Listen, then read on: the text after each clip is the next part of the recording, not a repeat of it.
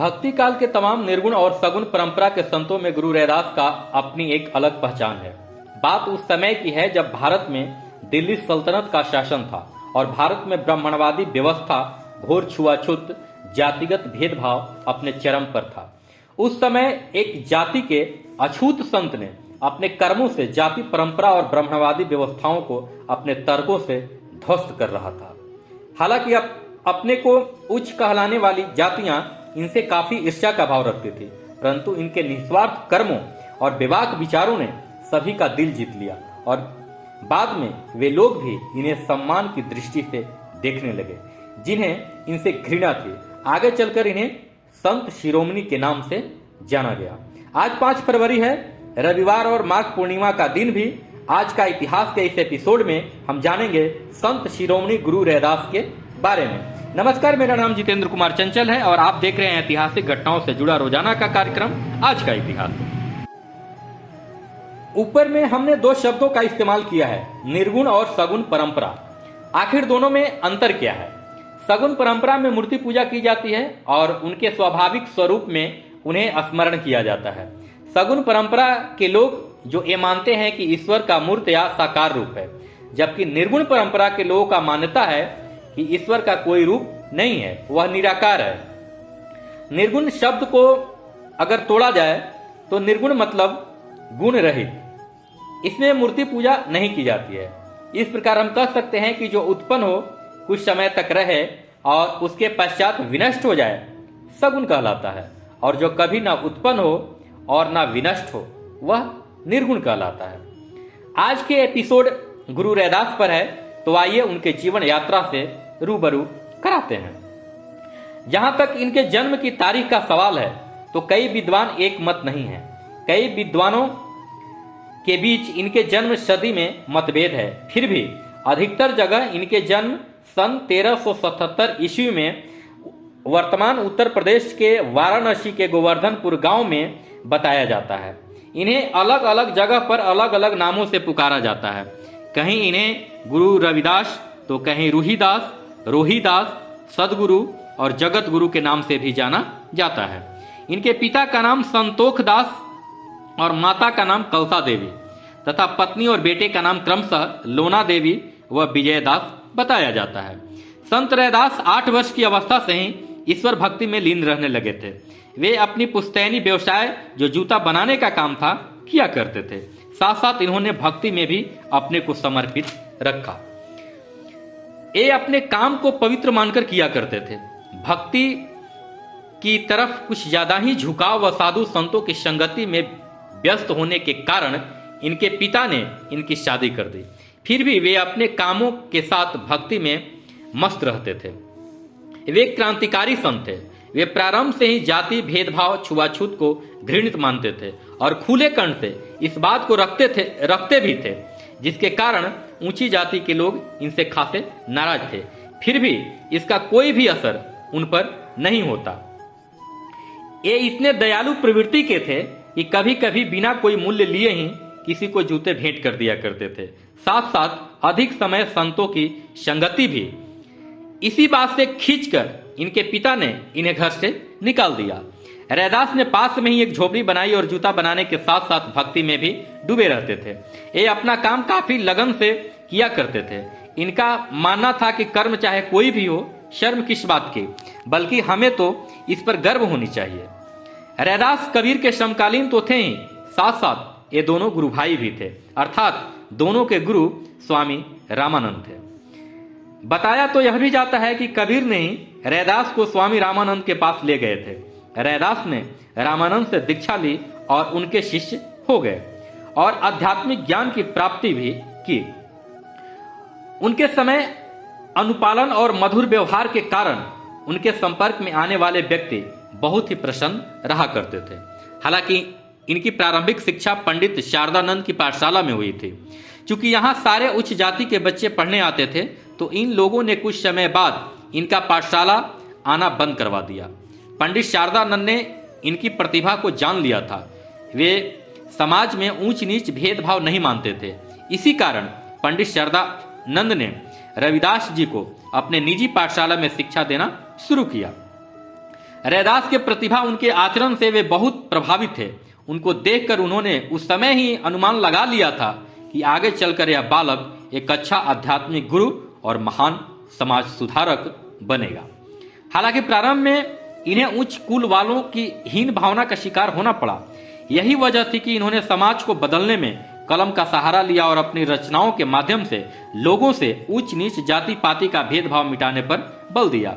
वे लोगों की इस बात की भी शिक्षा देते थे कि बिना किसी भेदभाव के अपने पड़ोसी से अपने समान प्रेम करना चाहिए। रैदास के अलौकिक शक्तियों से जुड़ी तमाम मान्यताएं हैं, कहानियां हैं, उनमें से कुछ अधिक प्रचलित हैं। आइए कहानियों के बारे में जानते हैं। रविदास जी के साथ पाठशाला में पंडित शारदानंद जी का बेटा भी पढ़ता था। वे दोनों गहरे मित्र थे। एक बार दोनों छुपन छुपाई खेल खेल रहे थे। खेलते खेलते कब रात हो गई पता नहीं चला, जिससे उन लोगों ने अगले दिन खेलने की बात कह अपने अपने घर चले गए। अगले दिन सुबह जब रविदास जी खेलने पहुंचते हैं लेकिन वो मित्र नहीं आता है, तब वो शारदानंद के घर जाते हैं। वहां जाकर पता चलता है कि रात को ही उस मित्र की मृत्यु हो गई है। ये सुन रविदास जी सुन्न पड़ जाते हैं, काटो तो खून नहीं। पंडित शारदानंद जी रविदास जी को लेकर उस मित्र के घर जाते हैं। मृत दोस्त के पास जाकर वे कहते हैं, ये सोने का समय नहीं है, उठो और मेरे साथ खेलो। ये सुनते ही उनका मृत दोस्त खड़ा हो जाता है। सारे लोग अचंभित होकर रैदास को देखने लगते हैं। इनसे जुड़ी एक और कहानी काफी प्रचलित है कि कुछ संतों की टोली गंगा स्नान को जा रही थी। जब यह टोली रैदास की झोपड़ी से गुजरी तो रैदास ने पूछा, आप लोग कहाँ जा रहे हैं? संतों ने कहा, हम गंगा स्नान को जा रहे हैं। इस पर रविदास जी ने कहा, मेरी आपसे एक विनती है कि मुझे थोड़ा काम है, अगर एक काम मेरा कर दें तो आप लोगों का मुझ पर बड़ी कृपा होगी। संतों ने पूछा, ये आखिर क्या काम है? तो रैदास जी बोले, जब आप गंगा स्नान को जा ही रहे हैं तो मेरे इस दमड़ी को, यानी उस समय पैसा कहलाता था, माँ गंगा को दे दीजिएगा। और हाँ, यह तभी दीजिएगा जब माँ गंगा अपने हाथों से स्वीकार करेगी। अगर ऐसा करते हैं तो बड़ा पुण्य होगा। संतों ने कहा, ठीक है, दे दो। रैदास जी भी एक दमड़ी निकाल कर उन्हें दे दी। जब संत गंगा स्नान कर निकल ही रहे थे कि एक आवाज आती है, ठहरो, जो दमड़ी रविदास ने मुझे देने को कहा है वो मुझे दे दो। सारे संत डर गए। उन्होंने देखा कि एक हाथ पानी से निकला हुआ है। तुरंत उन्होंने उस दमड़ी को उसे सौंप दी। इनके तुरंत बाद एक आवाज फिर आई, ये सोने का कंगन उपहार में मैं उसे दे रही हूं, तुम उसे दे देना। कंगन लेकर संत चल दिए, लेकिन रास्ते में लोभ जागा और राजा से पुरस्कार पाने हेतु वह कंगन राज दरबार में राजा को सौंप दी। राजा ने आदेश दिया कि इस तरह का एक और कंगन मुझे चाहिए, नहीं तो तुम लोगों को जान से हाथ धोना पड़ेगा। संत तो डर गए। वे तुरंत भागे भागे रैदास जी के पास पहुंचे। उसने सारी बातें बताई।